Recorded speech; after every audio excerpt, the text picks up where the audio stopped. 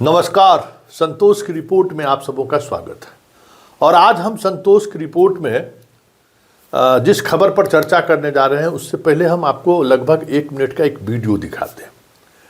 यह वीडियो राजगीर में आज ही सब इंस्पेक्टर के पास आउट पैरेड का है। पासिंग आउट पैरेड जो होता है कि भाई ट्रेनिंग खत्म होने के बाद उनको सर्टिफिकेट दी जाती है।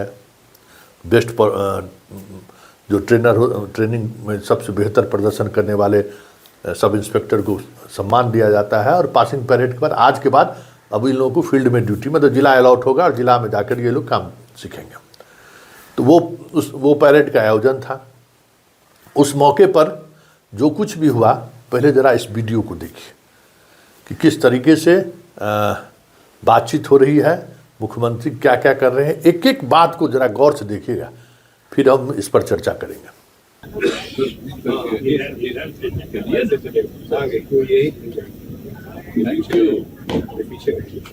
ठीक है ना? 2023 बैच के प्रशिक्षु पुलिस सवार निरीक्षकों की कुछ 14 कंपनियां परेड पर दीक्षण परेड आपके निरीक्षण के लिए तैयार है। मुख्य अतिथि महोदय परेड निरीक्षण हेतु स्वीकृति प्रदान कर खुली जीप में सवार होते हुए यहाँ पर साथ ही पुलिस महानिदेशक महोदय बिहार से अनुरोध है कि निरीक्षण जीप में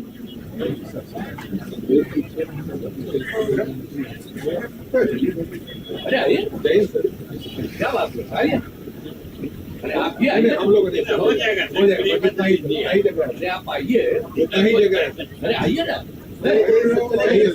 आइए, आप भी आइए, डीजीपी के साथ चला, डीजीपी आइए ना, आओ अरे आओ ना, चलो ना भाई, आओ ना, क्या नहीं।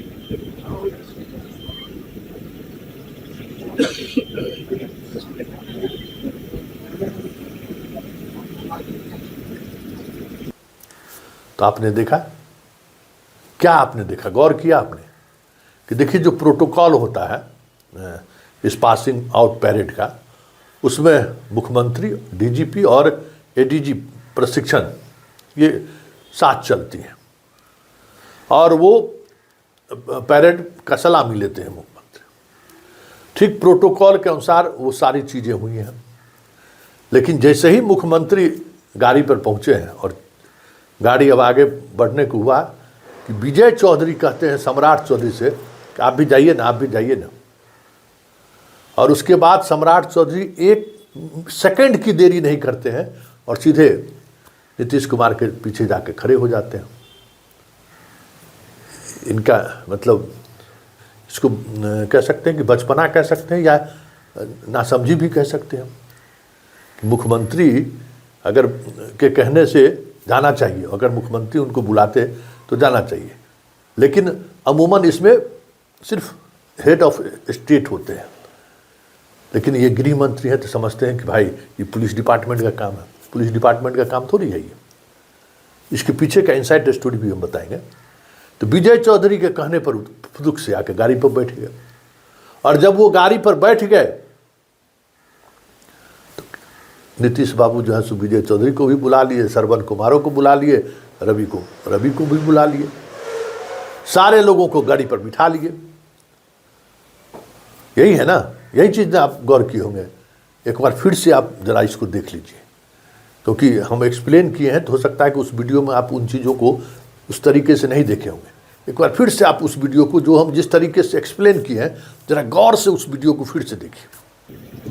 यहाँ पर साथ ही पुलिस महानिदेशक महोदय बिहार से अनुरोध है कि निरीक्षण जीप में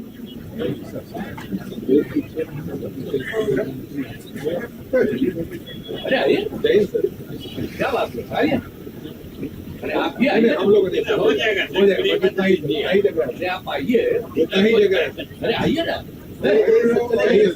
आइए, आप भी आइए, डीजीपी के साथ चला, डीजीपी आइए ना, आओ, अरे आओ ना, चलो चलो ना भाई यार, क्या नहीं।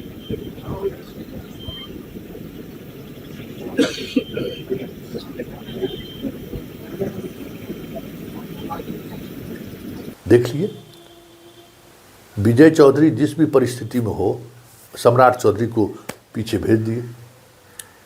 प्रोटोकॉल के विपरीत उन्होंने ये काम किया है। लेकिन जो हमने इनसाइट स्टोरी कहा, जरा वो सुन लीजिए। राजगीर में पासिंग आउट पैरेड को लेकर कई दिन पहले कार्यक्रम तय हो गया था, और कार्यक्रम यही तय हुआ था कि सम्राट चौधरी ही पासिंग आउट पैरेड करेंगे, मतलब सलामी देंगे। इस बात की जानकारी, कार्ड वगैरह सब चीज़ छप गया था, अखबार में विज्ञापन भी जाने वाला था।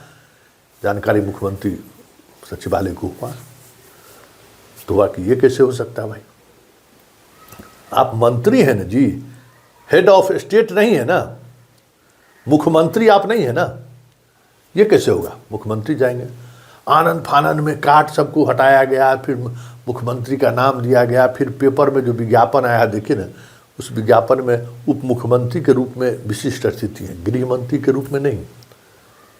समझ गए आप, जरा विज्ञापन को गौर से देखिए।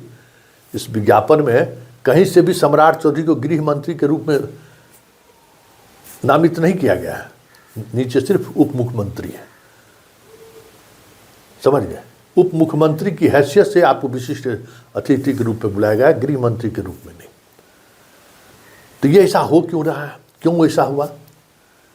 तो जब से गृह मंत्री बने हैं सम्राट चौधरी, एक अलग तरीके का इमेज बनाने की कोशिश, या एक अलग तरीके का माहौल बनाने की कोशिश में लगे हुए हैं कि हम मुख्यमंत्री, पैरेलल मुख्यमंत्री हैं।